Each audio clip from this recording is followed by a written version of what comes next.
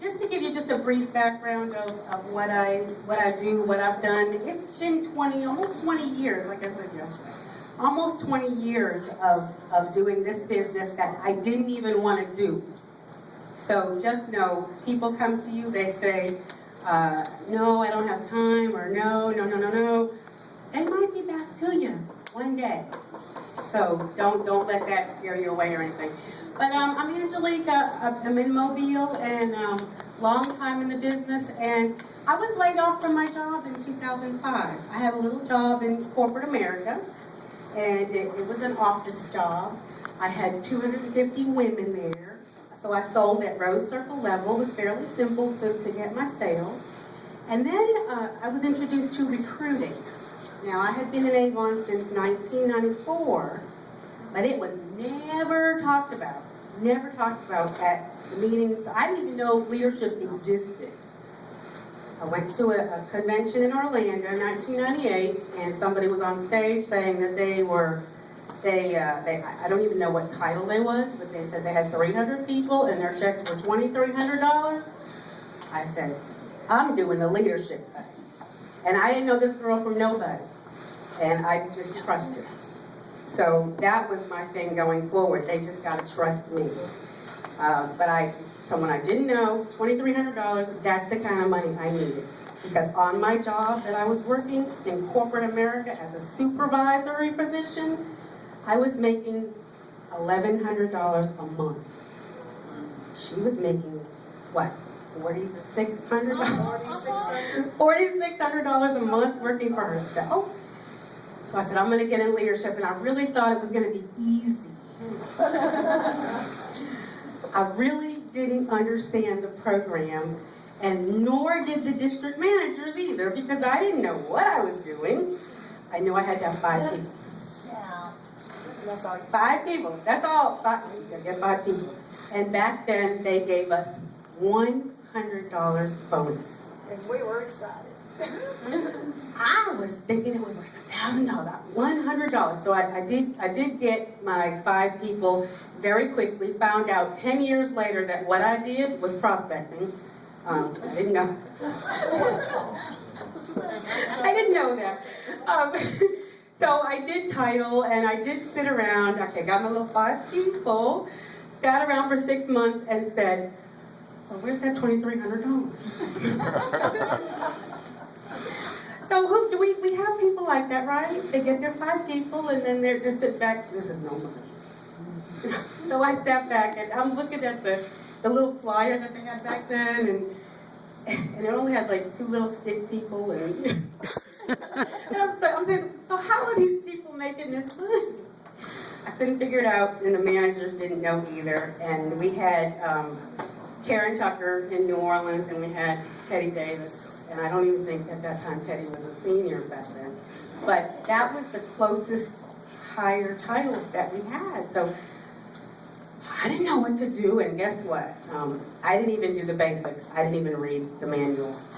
We had a big manual. Good, thick manual. I didn't look at the book until I had been in Avon 10 years. Okay, so that's not even what I'm talking about today, but I just wanted to tell you that was what brought me to the leadership portion. So 1998, I started leadership, and that was 4 years after I started AVON. And started leadership, got to unit leaders, and got there, and I had a good little team, so it lasted a while. So that's 5 or 6 people. And my checks were maybe $13, $18, $25. You just saw me happy.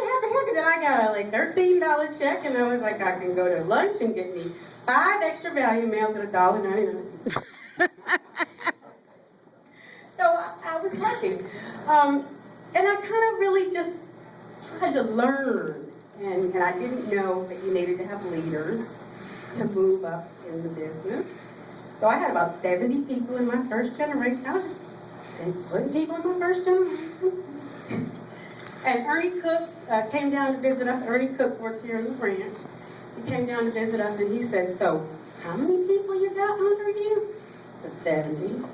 And all in your first generation? I said, yeah. What title are you? I said, unit leader. She said, honey, you need some leaders under you. So anyway, that's where it started. That's where it began. And so that's 1998 that I started leadership, and then come 2003, I titled to executive unit leader. And I'm looking back and I'm thinking, I don't even know how I did all that. Because it was nothing that we have today. There was no Facebook, there was no text, there was no cell phone, there was nothing. And I was bringing people in, and then once you get to exec, it's a whole new ballgame. Back then, when I titled to exec, we needed seven unit leaders. And they had just changed it from 6 to 7. I was like, no, 7 leaders. So guess what? Everybody that came into my first generation was a leader. And I got very good at getting people started in leadership. And the problem was, it was a problem. So I was able to keep the executive unit leader title while working the full-time job. And it was a little hard, because just like Pam was saying, every time slot that you had available, you had to do something. But I was struggling to keep unit leaders. I was like, unit leader, and then they'd be there, they'd title, they'd be gone. So then we got to get another one, unit leader. And it was just a big game. And then finally, 2005, beginning of 2005, everything crashed. I lost the unit. Finally, I just couldn't keep up with keeping leaders going. So I lost the title, lost the leaders, and I just said, something's wrong. And I promise I'm getting to the point of what I've come up here to talk about. So something was wrong. And I looked into by that time we did have downline manager, because we had no downline manager either. So it was hard. It was very, very hard. We got it, everybody has it made today. I looked at my downline manager, and I looked at what was working. And there wasn't a lot, really, that was working. I was just you heard the term baby-making machine? I was bringing people in. I didn't do a lot of training or help. They might have got a contact too. And then the same thing with the leaders. Starting the leaders, and then not really teaching them how to do anything more than get 5 people. So you wonder why I lost so many leaders? Okay. So I'm looking at all this and I'm saying, something's wrong, something's got to change. I realized that I was not training, I was not showing my people how to do anything. So here I am, and this is really the big aha moment. Here I am, I have the title, Executive Unit Leader, and I'm the executive in the district, and then there's 2 AULs in the district, and I had 120 people under me. They had 60. We get to a division rally, and both of those 2 AULs had higher sales than me. And I'm not really competitive against anybody, but you just kind of thought that because of the title that you would have more. So it really hit me, and I said, something is wrong. I said, something is wrong. My people aren't selling. My people aren't selling. So 120 people. How many President's Club members do you think I had at that time? 2. You read the book. I had 2 President's Club out of 120 people. Something's wrong, okay? So that day, I sent a message, I remember, to Earl Williams, division manager. I sent him a message, and my district manager, and I said, things are going to change. Because I realized that I wasn't doing my part. And that's when the meetings evolved. So we're talking about 2005, before I got laid off, we started having meetings. I can tell you, just to make the long story a little shorter, the meeting.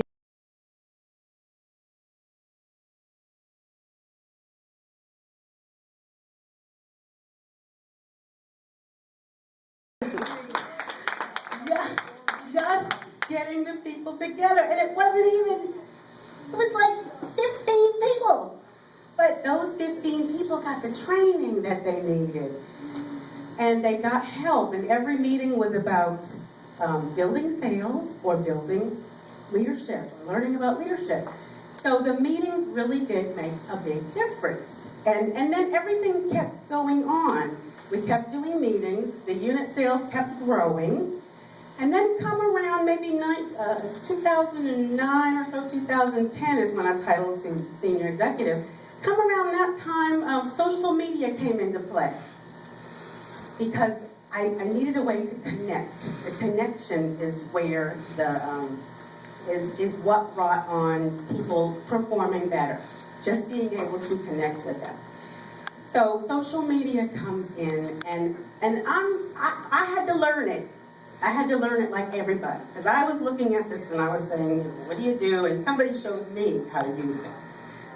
So we have Facebook here, and people are posting pictures of their family and their kids and things like that. And I'm looking at it and I'm thinking, I'm looking at it from a business perspective. I'm saying, I'm going to use this for a business. This is going to be my business tool. And what I found is a whole other audience, because you send an email. We heard from Pete. You send an email these days, 5 people open it, So I figured out, and this is how I figured out. We have meetings, special events. So I would always send the notices out by email about the meetings. And I said, let me try something. I said, I'm going to put this same invite on Facebook. Guess what? People said, I didn't know about the meeting, because they read it on Facebook. I said, well, I sent an email. So I figured out that. You said you sent the invite on Facebook. Did you send it out, like, you see the things, inviting people, or did you just post it on the page? I believe back then I put it on the page. Okay. I put it on the Facebook page. Facebook page. I put it directly, and we're talking maybe 2010 or so, or 9, somewhere around there. And I just put it out there on the page. And all of us, and the thing was that everybody was getting that message, and I didn't necessarily want to invite everybody to this meeting. But back then also, I didn't have as many AVON friends on my Facebook. So it was really just the people that I had on there that were on the team, and then my family, and maybe, I don't have too many friends, but just have my AVON people. But yeah, so I just posted a little memo, and wow, that opened up a whole new crop of people that didn't know about this meeting because they didn't read their email. Okay, so that started that right there. Next thing, we're flash forwarding a few years, and it's a little different story, and it probably wasn't what I intended it to be. But next thing you know, there's a lot of AVON reps on my Facebook. So I'm not necessarily trying to promote my business on Facebook because there's all these AVON reps on my Facebook. So I do curtail that, but.